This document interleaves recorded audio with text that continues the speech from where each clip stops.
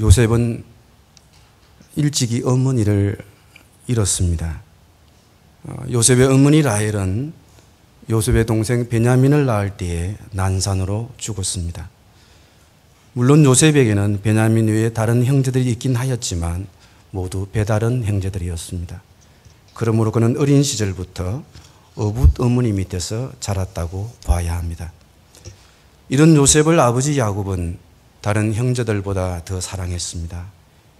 이 아버지 편에는, 이 아버지의 요셉을 향한 편에는 다른 형들을 불편하게 했습니다. 형제들로 하여금 질투와 미움과 분노를 일으켰습니다.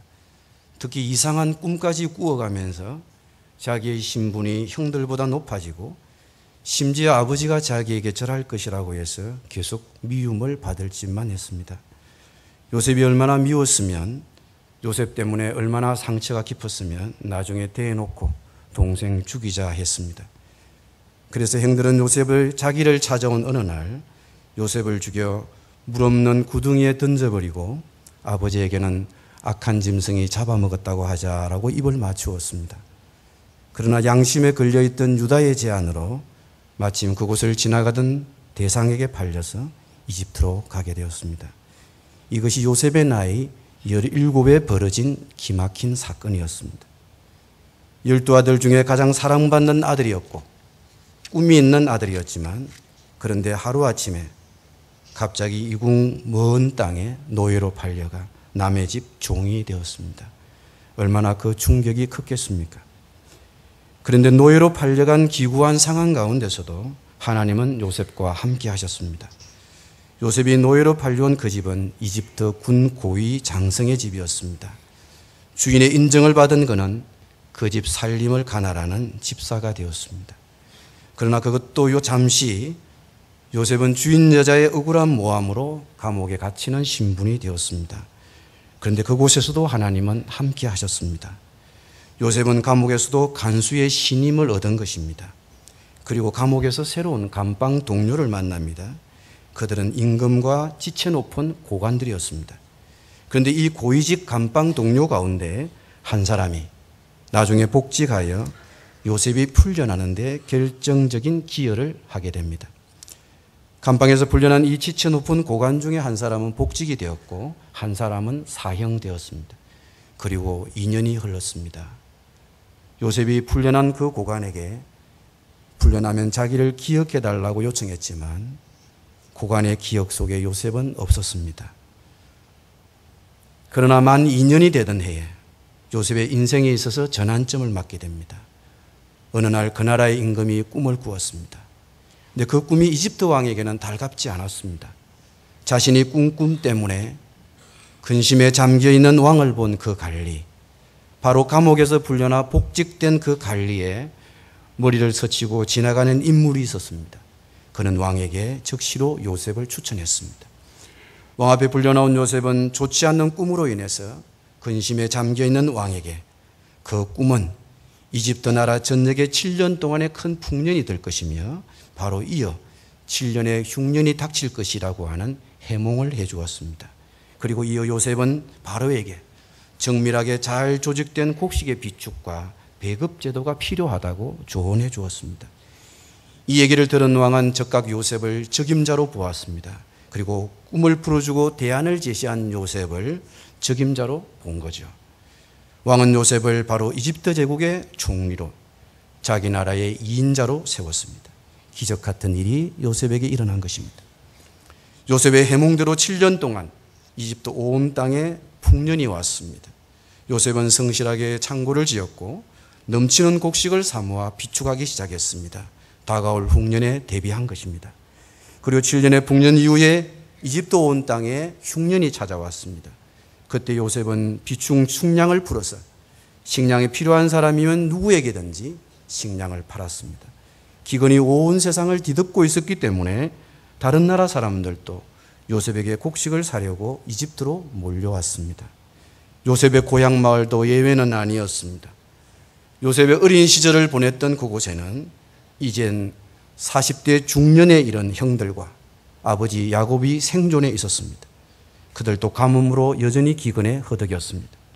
어쨌든 야곱의 아들들은 기근이라고 하는 이 현실 때문에 등이 때밀려서 양식을 구하러 오게 되었고, 바로 거기서 상인들에게 팔아넘겼던, 그래서 기구한 인생을 보내야 했던 동생 요셉을 만나게 됩니다. 요셉이 어린 시절에 꾼 꿈 그대로 형들은 그 나라의 총리가 되어 있는 동생 요셉 앞에서 무릎을 꿇고 절을 합니다. 요셉은 오랜 세월이 흐르긴 했지만 40대 중년이 되어 있는 형들의 얼굴을 기억했습니다. 틀림없이 자신을 미워하고 버렸던 바로 그 형들이었습니다. 그러나 형들은 요셉의 얼굴을 알아보지 못했습니다. 감히 일국의 대신이 되어 있으리라고는 꿈에도 생각하지 못했죠. 그런데 오늘의 주인공 요셉은 형들을 20년 만에 만났지만 형들을 모른 채 했습니다. 자신의 정체를 숨겼습니다. 오히려 형들을 첩자로 몰았습니다. 그리고 형들에게 말하기를 첩자가 아니라는 것을, 너네들의 말이 진실하다는 것을 증명해 보이라고 한 가지 제안을 합니다. 너희 중에 한 명만 인질로 남고 다른 사람은 곡식을 사서 고향으로 돌아가서 막내 동생 베냐민을 데리고 와라. 그러면 너희들의 말이 진실함이 증명이 될 것이다. 그러자 형들 가운데 술렁거림이 일어났습니다. 그들 가운데 마비된 양심이 깨어나기 시작했습니다. 봐라, 우리가 그때 죄를 지었지. 동생이 울면서 말할 때 듣지 않았지. 우리가 그 죄값을 받는 거야. 형들끼리 하는 히브리 말을 알아들은 요셉은 자기 집무실로 들어가 울었습니다. 숨기고 싶은 가글을 들추어내며 자책하는 모습을 본 동생 요셉은 형들 몰래 울었습니다. 그럼에도 요셉은 자신이 누구라는 것을 숨기고 시몬을 인질로 잡아두고 베냐민을 데려오도록 하고 곡식과 함께 고향으로 돌려보냈습니다. 요셉의 형제들이 이집트에서 곡식을 구해서 돌아온 후에 많은 세월이 흘렀습니다. 가져온 양식은 바닥이 났습니다. 야곱의 아들들은 더 견딜 수 없었습니다. 다시 이집트로 내려가서 양식을 구해야 했습니다. 그런데 아무도 말을 꺼내지 못합니다. 그 이유는 막내 동생 베냐민을 데리고 가야 했습니다. 이집트의 총리가 되어 있는 아우 요셉이 베냐민 데려오지 않으면 너희는 다시 내 얼굴 보지 못한다. 음악에 명령했기 때문이었습니다. 어렵게 아버지 야곱의 허락을 얻은 요셉의 형들은 염려와 두려움을 갖고 이집트 땅에 들어갔습니다. 이집트의 총리 대신이 되어 있는, 그리고 형을 볼모로 잡고 있는 요셉의 마음은 어땠을까? 생각해 보십시오. 형님이 다시 돌아오기만을 기다리고 있는 총리 대신 형님이 자기들의 도전을 과연 받아들일까? 아니면 20년 전에 자기를 버렸던 것처럼 시몬이 어떻게 되든 상관없이 내팽개칠 것인가? 드디어 그 형들이 돌아왔습니다. 베냐민을 데리고 온 것을 알았습니다. 20년의 세월이 흐르긴 했지만 요셉은 베냐민을 알아보았습니다. 그리고 하인들에게 명하여 음식을 준비시키고 잔치를 하라 했습니다. 필설로 행언기 어려운 20년 만에 감동적인 형제의 만남입니다. 베냐민은 다른 형들과 달리 같은 어머니에게서 난 혈육이었습니다. 요셉은 감정이 북받쳐 올랐습니다. 드러내놓고 그렇다고 울 수도 없었습니다. 아직 자기들에게, 형제들에게 내가 요셉이라고 밝히지 않았기 때문입니다. 더 이상 감정을 주체하지 못하던 야곱은 자기 침실로 들어가서 엉엉 울었습니다. 지난 20년의 세월이 주마등처럼 스치고 지나갔습니다. 가족을 떠나서 먼 이국 땅에서 보내었던 어린 시절이 스쳐 지나가면서 감정이 북받쳐서 오열했습니다. 잔치가 끝난 후 요셉은 처음에 형들이 이집트에 왔을 때 그러했던 것처럼 그의 형들의 자루에 양식을 가득 채우고 각 사람의 돈을 그 자루에 그대로 넣어두고, 그리고 아랫사람에 분부하기를 자신이 기이 쓰는 은잔을 베냐민의 자루 맨 위에 넣어두라고 지시했습니다. 그리고 하인들에게 말했습니다. 그들이 이집트 땅을 벗어나기 전에 그의 뒤를 추격해서 붙잡아와라. 주인의 귀한 물건을 훔친 죄로. 뒤이어 쫓아온 하인들에게 요셉의 형들은 놀라 기절할 정도였습니다. 어떻게 그 집 주인의 잔이 베냐민의 자루에 들어올 수 있느냐? 그들은 이 상황이 몰고 올 엄청난 후폭풍을 생각하면서 두려움에 떨었습니다. 그들은 가던 길을 되돌아와 그 나라의 총리 대신 앞에 끌려와서 요셉의 호통을 들어야 되었습니다. 그럴 때 우리 속에 한 가지 의문이 생길 수 있습니다. 왜 요셉은 이렇게 의도적으로 형들에게 고통을 주는가? 여러분은 어떤 것이 참 사랑일까요? 무조건 잘해주고 무조건 받아주고 무조건 용서해주는 것이 사랑일까? 물론 그것도 사랑이긴 하죠. 그러면서도 그 사람을 변화시켜내는 것이 진정한 사랑입니다. 이것이 요셉이 자기를 밝히지 않고 드러내지 않으면서 의도적으로 형제들을 고통 주는 이유인 것입니다. 어쨌든 형들은 자신들도 모르게 함정에 빠졌습니다. 이제 형들은 요셉이 쳐놓은 그물에 빠져서 헤어나올 수 없었습니다. 그런데 우리는 여기서 새로운 사실을 발견합니다. 20년 전에 요셉을 잃어버렸던 그 형들과는 완전히 달라져 있는 형들의 모습을 봅니다. 형 중에 한 사람이 이렇게 말했습니다. 우리와 이 잔이 발견된 자가 다 주의 종이 되겠나이다. 그들은 자신이나 다른 사람에 대해서 변명하지 않았습니다. 그냥 우리 모두에게 죄가 있다. 그런데 요셉은 다시 한 번 더 형들의 의중을 시험했습니다. 뭐 그럴 것 없다. 베냐민만 넘겨주면 너희들 다 풀어주겠다. 얼마나 그럴듯한 제안입니까? 요셉은 형들이 과연 어떤 선택을 할 것인지 지켜보았습니다. 과연 형들이 어떤 선택을 할까? 예전에 자기를 버렸듯이 베냐민을 버릴 것인가? 아니면 형들은 예전과는 달리 과연 변해 있을까? 아니면 서로 살자고 베냐민을 포기할 것인가? 그러자 형인 유다가 나는 그럴 수 없노라고 요셉에게 매달렸습니다. 유다가 누구입니까? 20년 전에 형들이 양을 치는 곳에 아버지의 심부름으로 와 있는 동생 요셉을 노예로 팔아넘기자고 제안했던, 피도 눈물도 없었던 바로 그 형이었습니다. 그가 지금 베냐민 살려내려고 요셉에게 매달리고 있는 것입니다. 대신 나를 벌 주십시오. 제발 베냐민만은 돌려보내 주십시오. 베냐민이 돌아가지 못한다면 아버지에게 어떤 일이 생길는지 생각하기도 쉽지 않습니다. 내가 죽더라도 이것만은 안 됩니다. 아버지의 가슴에 두 번 못을 박을 수는 없습니다. 여기서 유다는 자기의 생명을 걸고 아름다운 청혼을 합니다. 내 아우는 살려주세요. 내가 대신 죽겠습니다. 유다가 변했습니다. 형들이 변했습니다.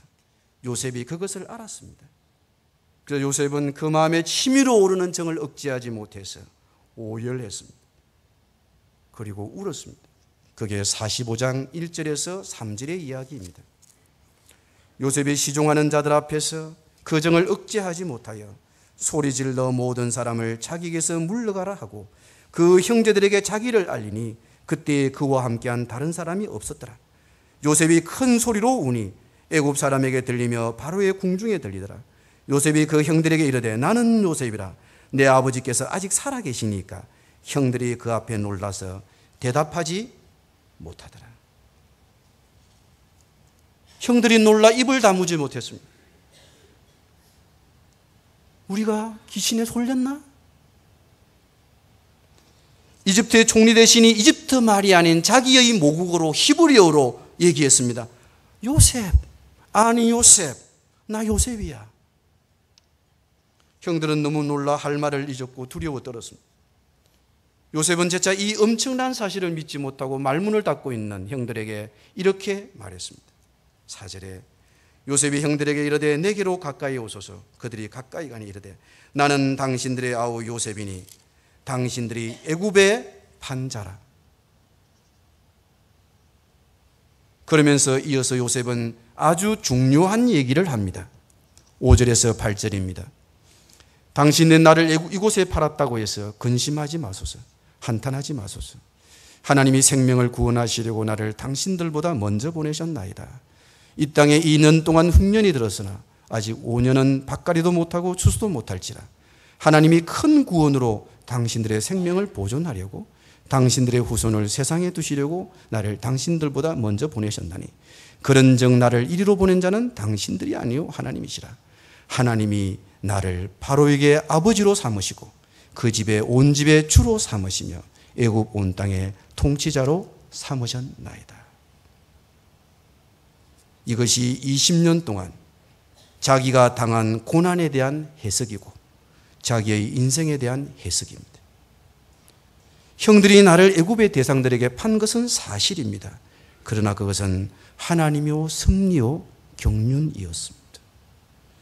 우리들 대부분은 나에게 상처를 주고 나를 공경에 빠뜨린 사람을 만나면 어떻습니까? 당신들 내가 그동안 어떻게 산 줄 아느냐? 어떻게 내 가슴에 피가 맺힌 줄 아느냐? 내가 이 고통스러운 세월들을 얼마나 참고 기다려온 줄 아느냐? 그러나 요셉은 그렇게 말하지 않았습니다. 근심에 차 있는 자기 형들을 바라보면서 진심으로 이렇게 말했습니다. 형들이 나를 이곳에 판 것 때문에 근심하지 마시고 한탄하지 마십시오. 나를 이리로 보낸 자는 당신들이 아니고 하나님이셨습니다. 하나님이 우리 형제의 생명 보존하시려고 나를 먼저 이곳에 보내셨습니다. 자신에게 닥친 사건을 해석한 관점이 바뀌었습니다. 이 모든 일은 행하신 분은 하나님이 아니었고 하나님이셨습니다. 하나님이 미리 내다보시고 우리 형제들을 먹이시려고 그 기근을 해결할 일꾼으로 나를 택하시고 보내셨습니다. 하나님 하신 일이에요.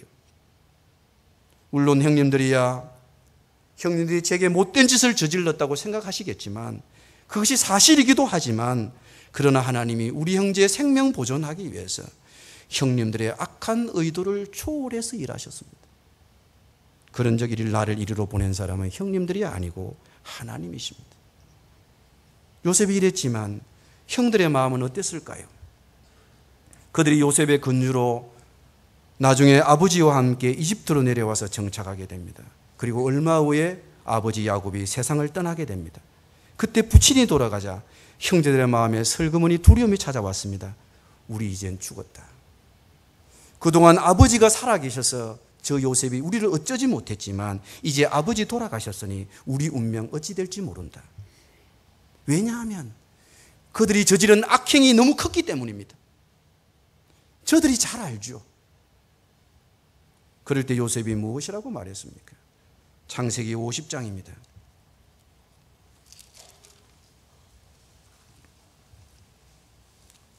50장 15절입니다.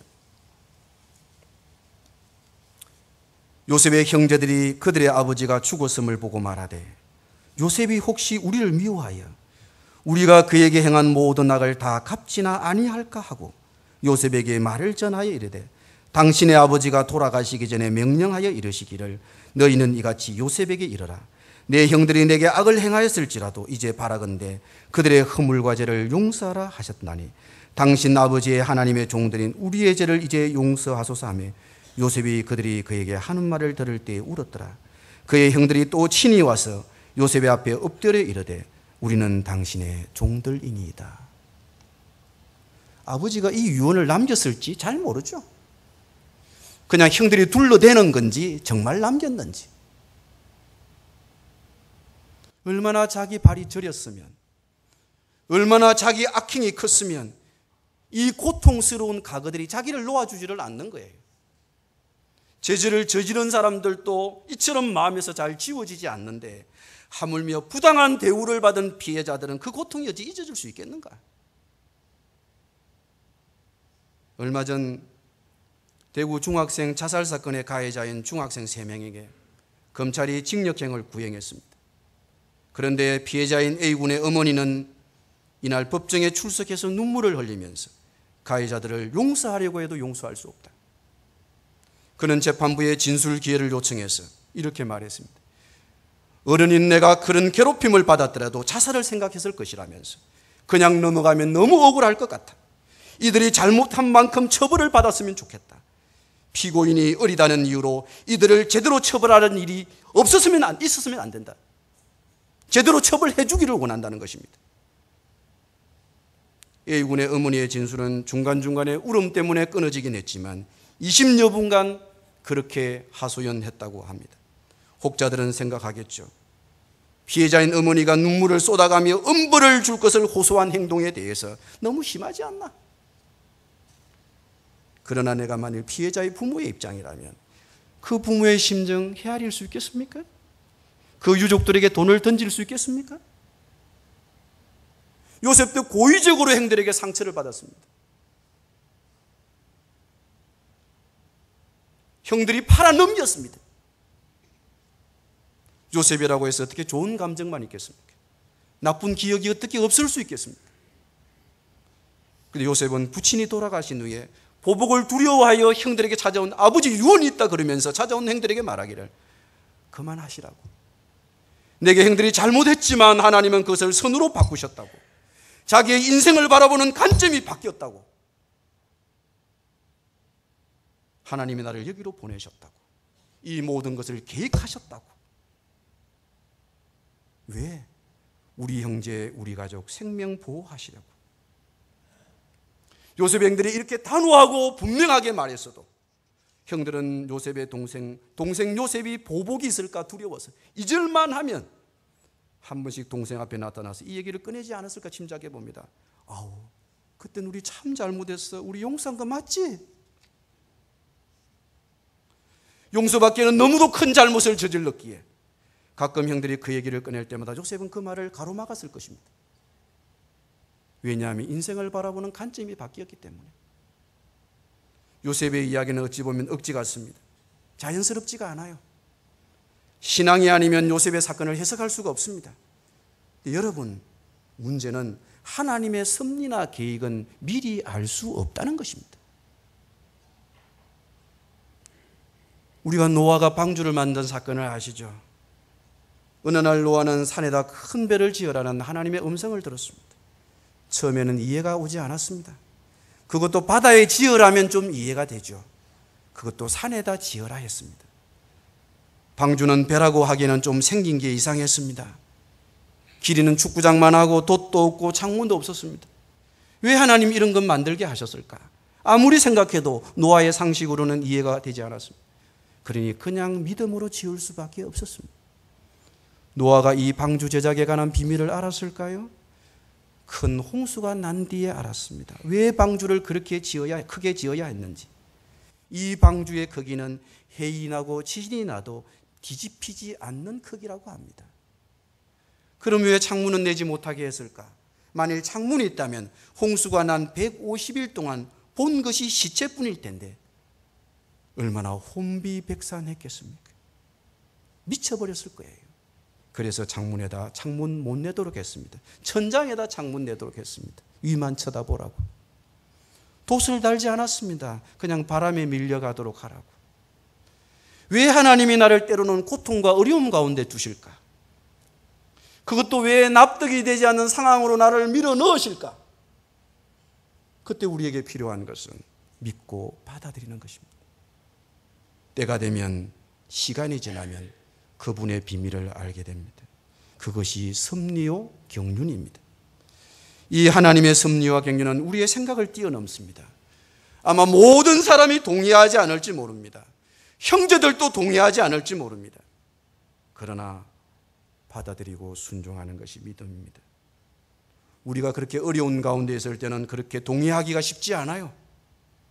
원망과 불평이 앞서는 것입니다. 나를 속인 사람들, 나에게 무관심한 부모, 나를 부당하게 이용한 사람들, 나를 실망시킨 사람들, 그들을 어떻게 하면 내가 품을 수 있고 이해할 수 있고 내가 받을 수 있냐? 난 알 수 없지만 그게는 하나님의 뜻이 있을 것이다. 그것이 사건을 바라보는 신앙인의 관점이고 역사를 이해하는 요셉의 관점이었습니다. 그것이 자신의 인생에 닥친 사건을 바라보는 요셉의 태도였습니다. 우리가 현실을 보면 이해할 수 없죠. 그러나 시간이 지나고 나면 그게 필요했구나. 그땐 말할 수 있겠죠. 우리가 이 세상을 바라볼 때 한 가지 의문이 있습니다. 세상이 왜 이토록 부조리한데 왜 하나님은 그냥 내버려 두냐. 혹자는 신이 있냐고 말합니다. 그래서 하나님을 향해서 냉소적이 되고 비관적이 되고 절망적이 됩니다. 그런데 이런 이 세상에 이해할 수 없는 사건들도 하나님의 구원의 관점에서 보면 달라집니다. 하나님이 요셉을 이집트로 오게 하신 것은 20년 후 야곱의 가족들을 기근에서 보호하시려고 하는 계획이 있었습니다. 그러나 보다 넓은 안목으로 보면 하나님이 그들의 선조 아브라함과 이삭과 야곱에게 하신 그 큰 약속 이루게 하시려고 하나님이 야곱의 12아들을 통해서 성취할 약속이 있었기 때문에 야곱의 가족 보호하시는 것입니다. 특히 이스라엘 민족을 구원하시라는 그 방대한 구원의 드라마 속에 요셉의 사건이 놓여 있는 것입니다.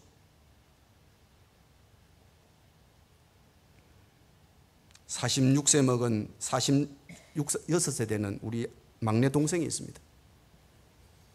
10년 동안 사법고시를 준비했습니다. 동생으로부터 연초에 전화가 왔습니다. 서울에 있는 모 대학 법대 대학원에 합격해서 서울로 왔는데 형을 한번 만나보고 싶다. 만나서 저녁을 먹고 자초지종을 들었더니 그동안 준비하던 사법고시 준비를 그만두고 법학을 전공해서 학자가 되겠다는 것이었습니다. 그 이야기를 듣는 순간 마음이 어두워졌습니다.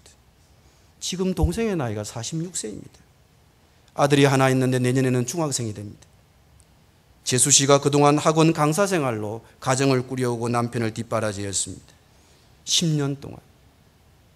그리고 동생은 동생대로 사법고시를 준비하면서 자기의 모교에 편입해서 법학을 공부하고 법과대학원 석사 코스를 마쳤습니다.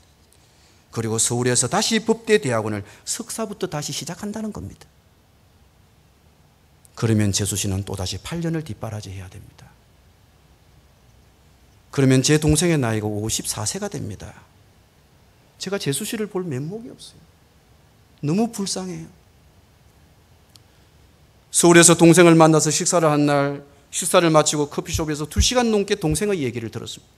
아마 그렇게 많은 시간 동생의 얘기를 들은 것은 처음이 아니었나 싶습니다. 동생은 지난 연말 재수 씨가 책상 앞에 앉아서 신년의 가족 기도 제목을 적어 놓은 것을 보고 가슴이 미어졌다고 합니다. 그래서 결심했다고 합니다. 접자. 그리고 학문을 하자. 서울에 있는 법대 대학원에 갔으면 좀 스펙이 되겠지. 이것이 마지막 기회고 이것도 안 되면 학원 강사에서 내 가족 부양하겠다. 그리고 평생 처음으로 하나님께 울면서 간절히 매달렸다고 합니다.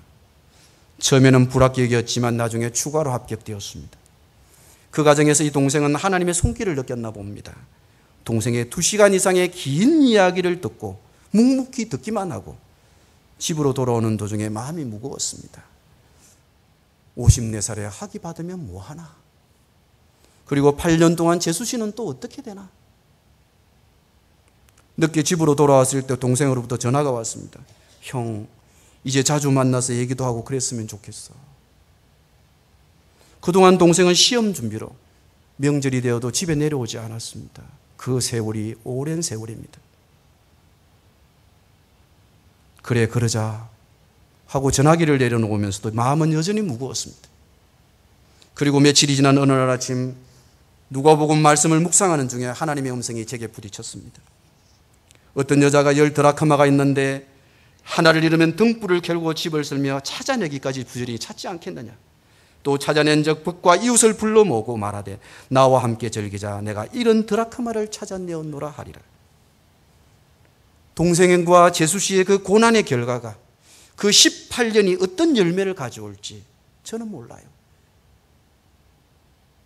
동생의 인생 이야기를 하나님의 구원이라고 하는 큰 드라마 속에서, 큰 이야기 속에서 이해하라고 하나님이 그 말씀을 제 아침에 나에게 주셨습니다.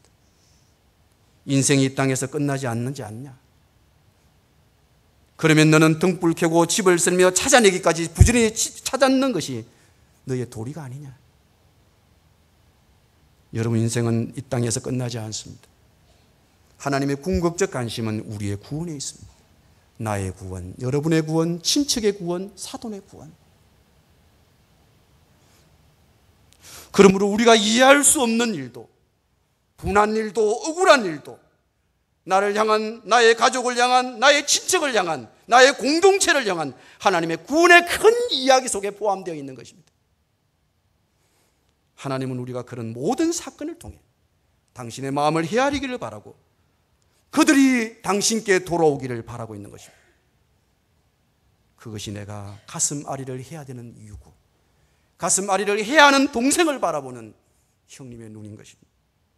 이것이 요셉의 사건이 우리에게 주는 가장 핵심적인 메시지입니다. 여러분, 하나님이 나를 보내셨습니다.